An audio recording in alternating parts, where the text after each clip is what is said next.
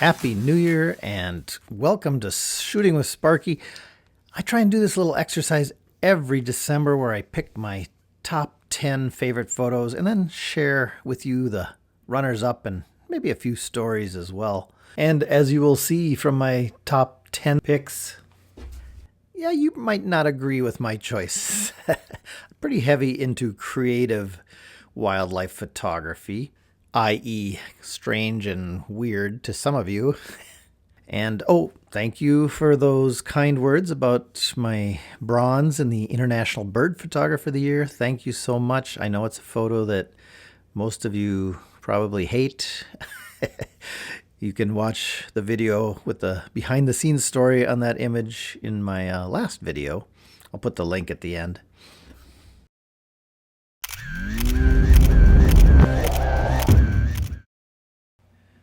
An amazing experience. I squeaked in this bobcat high in the mountains in Northern California.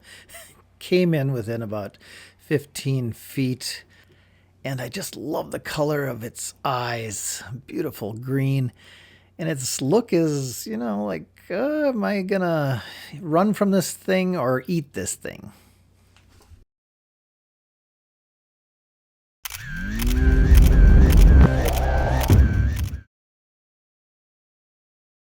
A beautiful bluebird day in May, Rice Lake National Wildlife Refuge.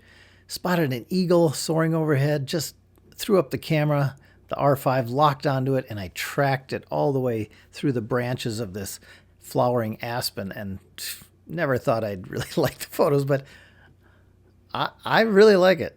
It's a little weird, but I like it.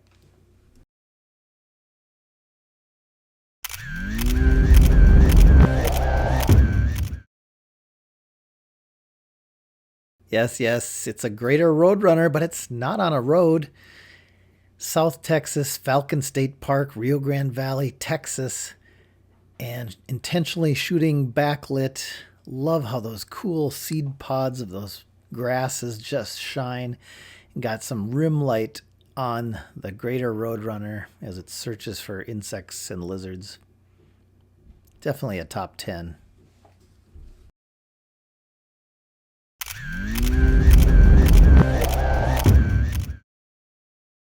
Okay, please don't click out of this video yet, but my number 7 is a bit weird. It's a great gray owl just a few miles from my house at twilight. I just love the car lights, the warm car lights with the blue twilight and the overhead arcing street light pole. I don't know, it just highlights a lot of things for me. I love great grays. They are susceptible to being hit by cars because they hunt for voles along the roads, and it's pretty creative. Number 7.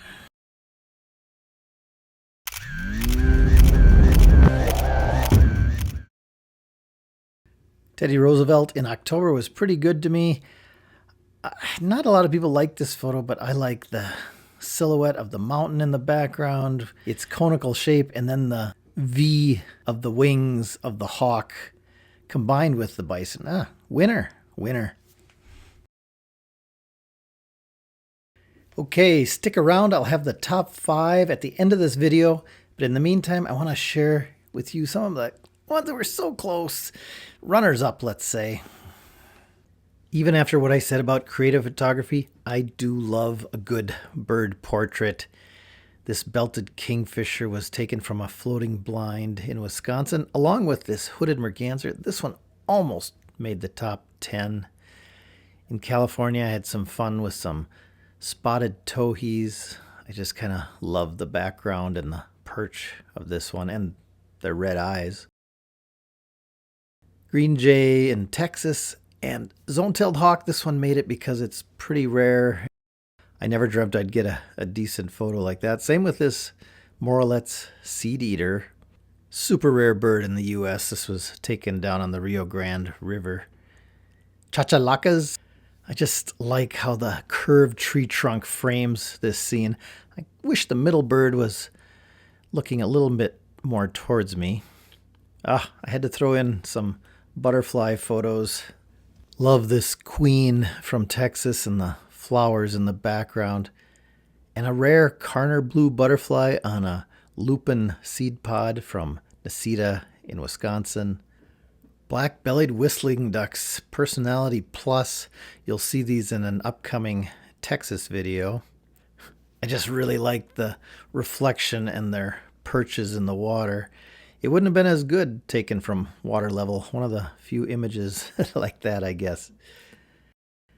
These mergansers, you're going to see them in multiple categories here, but they were in California, Northern California, taken from a bridge. Oh, yeah, I probably my favorite shoot of the whole year.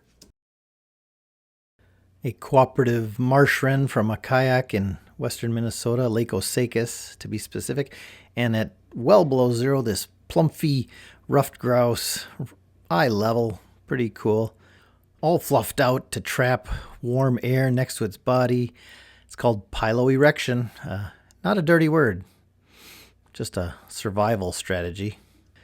And this guy, oh, the saga of the male snowy owl that graced us with his presence up in the Sax-Zim-Bog for a few weeks last winter. Once again, all fluffed out to protect itself against, I think it was the wind chill in northern Minnesota that day was like 30 below zero. Audubon's yellow-rumped warbler in Lassen Volcanic National Park in California. And these wren tits in California, I just love them. They're big, fluffy head. Western tanager, just a nice portrait with a little bit of habitat included. This red-breasted sapsucker was bringing food to its nestlings, and flash illuminated this double-crested cormorant's eyes. Just stunning eyes. I just love them. Mule deer buck out in Teddy Roosevelt National Park. Spruce grouse up in northern Minnesota in a tamarack that was just starting to turn yellow. Hermit warbler, kind of a lifer photo, and it was also carrying food for a nest. Trumpeter swan, eye level from a floating blind. I kind of like the reflection, maybe cropped a little tight. This barred owl was unexpected one morning up in the Sax-Zim-Bog, and I just kind of like the snow-covered spruces in the background. The flowers in the background really make this shot of a sedge wren on a prairie in western Minnesota. Pronghorn, hey, hard to get a good pronghorn shot. Cloudy days are best. That was in Teddy Roosevelt. And he's talking to me. I think he's saying stay away from my harem, which were a little further up the hill. Floating blinds are magic. This is how close you can get to a normally very skittish bird, the belted kingfisher, when you're hidden away. I'm looking up, but hey, that helped the background a little bit. But wow, really cool to get that close. Two images, and I don't know, what do you like best, the vertical or the horizontal here? The horizontal one has a little bit of mystery. What's it looking at over there out of frame? But taken at Meyer Big Island State Park in southern Minnesota, I just kind of like the feel to it. I threw a vignette on it to kind of focus the attention on the birds. I also like the vegetation in the background a lot. The shaded shadow of this California thrasher's mate in the background really makes this shot. Sometimes laying on your belly on a road is the only way to get decent, interesting photos of grouse on roadways. This is a female and a male spruce grouse. Had to lighten it up a lot, which gives it kind of a neat morning look. In this case, the perch makes this photo a little more unique. Red-headed woodpecker, Nasita, National Wildlife Refuge, Wisconsin. And lazuli bunting doesn't really need an awesome perch because they are awesome-looking birds. And how could the director and founder of the Friends of Sax-Zim-Bog make a video without including a token great gray owl? The only reason I really like this one is because the sign says open for public hunting. Can't forget the mammals. Seals on Northern California coast. The closest one is a little curious about me. Porcupine eating catkins in the Sax-Zim-Bog of northern Minnesota. And not a great photo, but boy, it brings back memories and excitement for me, this big bull moose I called in northern Minnesota, Superior National Forest in October. Shooting through vegetation creates kind of a unique look, that foreground blur, creating bokeh balls of color. And sometimes shooting through vegetation just adds enough interest to make a photo pretty intriguing, as with these pronghorn antelope in North Dakota, Teddy Roosevelt. This great blue heron I actually shot through a little window in the vegetation to highlight the bird. Animals in the landscape or small in frame wildlife images is definitely trending with experienced photographers these days. And although they may not do as well on social media platforms because you're viewing them so small, they are a favorite of mine. It just puts context to the critter, puts them in their landscape, puts them in their habitat. And so that is a big part of my photography these days. But maybe I took it a little too far here with the spotted sandpiper on the Cloquet River, northern Minnesota. Maybe a little too small in frame. And this one of the mule deer mom with the little fawn I rescued and its sibling. Really not great for social media, but when I'm viewed on my giant 32-inch monitor, I love it. Pronghorn creeping down Bajoti Valley and Teddy Roosevelt. And this one, I don't know, should it be in my top 10? I love the symmetry of these four mallards. A little noisy, and there was some heat shimmer off the water. Ooh, but I do love it. A lot of folks seem to like this hare image I took in California. And here, yeah, only I like this shot, I think, just because I was there and I was able to call that guy in. Barred owl in the boreal forest. Once again, best viewed large. And you can do that at sparkyphotos.com. I really do love this shot of a small herd of bison in the vast wilderness of Teddy Roosevelt National Park, North Dakota. And this common loon was taken on our family canoe trip on the border waters between Canada and Minnesota. That loon just looks so exuberant, so happy to be there. I know in reality it's just probably stretching and flapping its wings. And I'll end here with a really crappy iPhone photo, but it means a lot to me. Ryan and I were in Teddy Roosevelt during the big aurora display in October, and I've always wanted to get wildlife with the aurora in the background, and this is the best I could do with my iPhone, but you can see the Big Dipper in the upper left-hand corner, and those dark blobs are really bison. You'll have to trust me on that, but once again, means a lot to me, but probably to nobody else. And that's okay. Bridget says I backlight too often, maybe, but she might have a point. But it is one of the easiest ways to get creative on your wildlife photography. And yeah, oftentimes you just have to shoot into the sun. You can't sneak around to the backside of the critter and get a full lit shot. And it makes it far more interesting, especially when there's something kind of translucent that the sun will make glow, like fall leaves. This bison is really kind of offset by the foreground blurs of the shining, glowing foliage. Hey, how about pelican feet or pelican bills? Yeah, really good subjects to backlight. And rim light is another side effect of backlighting, and you can see it here in this greater roadrunner in Texas. I had to kind of lighten the body of the bird a little bit in Lightroom as well. Just a little bit of behavior in an image can turn a boring bird on a stick photo to something far more interesting. Kingfisher female diving into the water. The angled perch helps this photo of courting Forster's terns up at Thief Lake, WMA. Rough grouse drumming, hard to get. Rice Lake National Wildlife Refuge. My kids love this crazy shot of a double-crested cormorant in California. During our family canoe camping trip to Voyageurs National Park, far northern Minnesota, we had this loon fly right towards us. I was able to get a couple shots. Battling cormorants in Texas. I love this shot. Acorn woodpecker grabbing an insect out of midair. They do a lot of fly catching, but it's highly cropped. Otherwise, it probably would have made my top 10.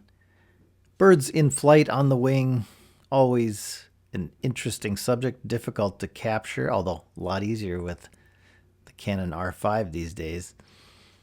And sometimes I just add a pop of flash and allow some of the wings to blur out, as with this red-crowned parrot in the Rio Grande Valley of Texas.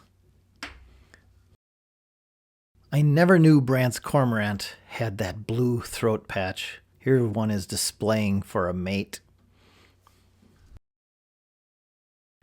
I have always used silhouettes in my wildlife photography, and, especially in difficult conditions, like with these Canada geese and their goslings, never would have been able to expose for them in this situation.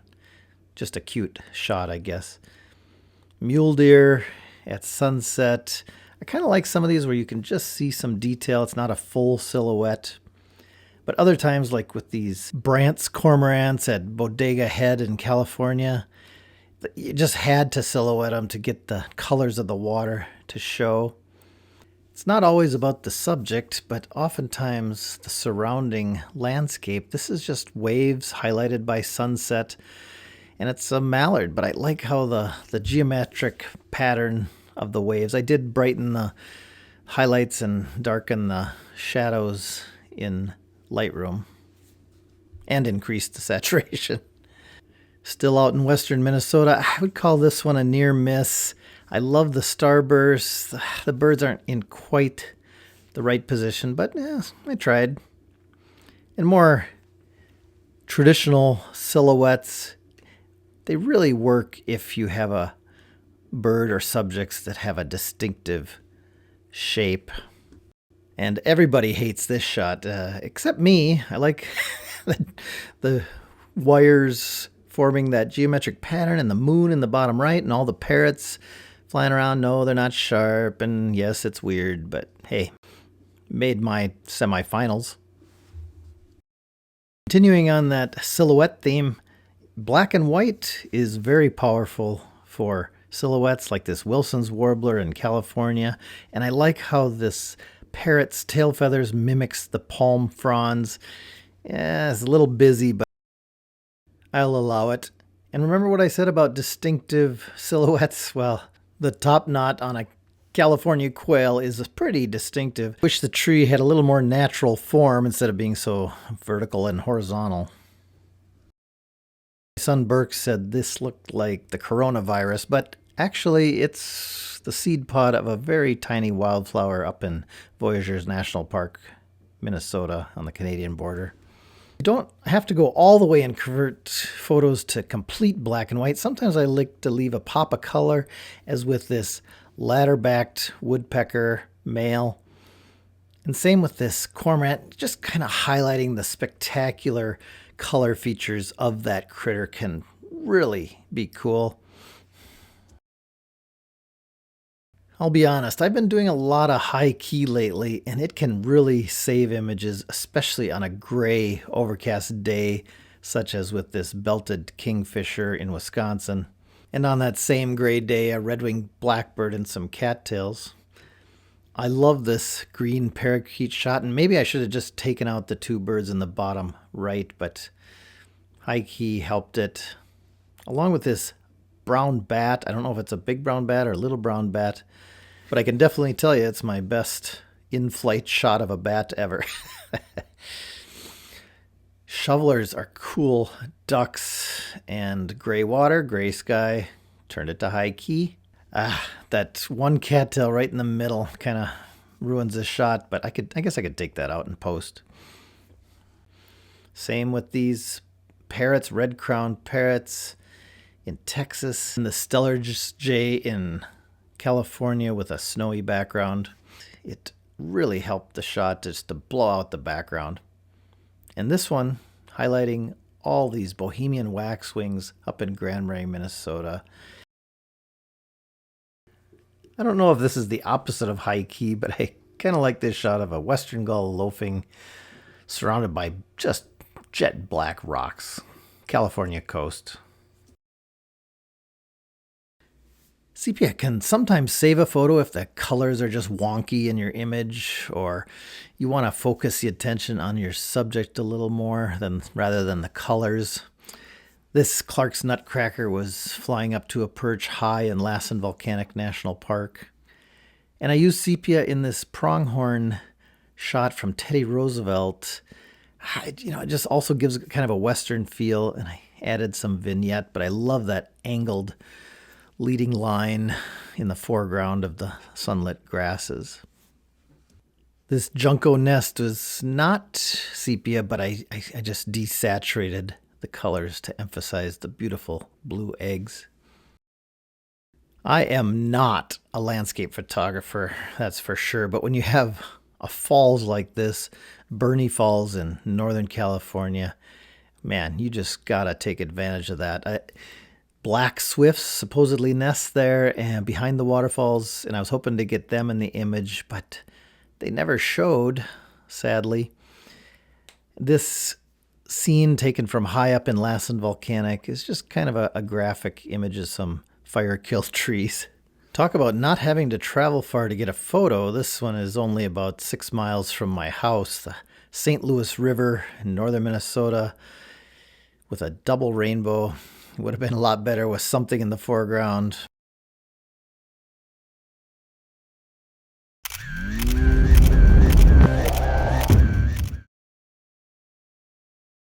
I like to think that this is Mama Bison and her calf on an erosional ridge, but I'm shooting through some red leaves and backlighting the whole scene, and I just like how they came together right in that little opening. Love the bokeh balls in all their variety. Yeah.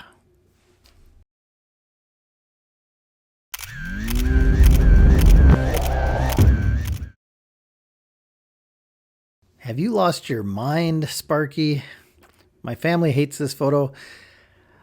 I keep coming back to it. I just keep coming back to it. It's kind of, for me, one of the ultimate bird and landscape photos. High mountains of California and a California quail. And I love the colors, and I just like everything about it.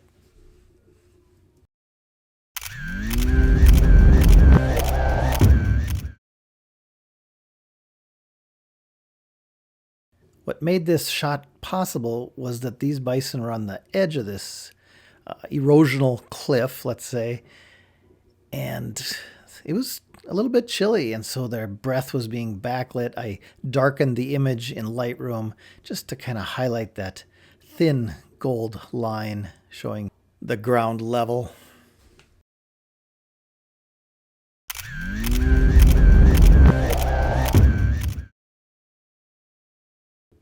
Howl-y coyote. Get it? Get it? Yeah. Okay. Yeah. Once again, maybe it has to do more with the experience, but not often you get a shot of a coyote howling and yipping and yapping. But the incidental framing by the dead tree, I think, only adds to the image.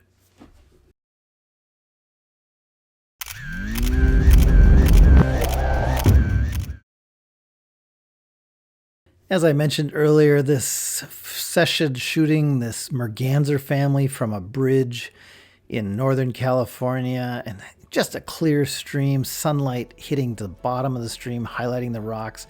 It was one of my favorite shoots of the year. And I guess there's a lot of them to choose from, but I guess this one of the whole family really does it for me. Yep, that's it. Maybe you disagree. Let me know in the comments what your favorite was, what you hated. Sure, just let me have it.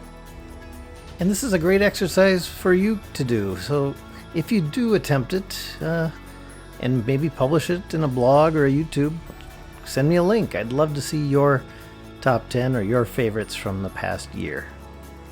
Thanks for watching. Just playing out here with some sunset landscape shots. We're in the final hours of 2024. Hope your 2025 is awesome and filled with photo opportunities, perfect light, and amazing behavior.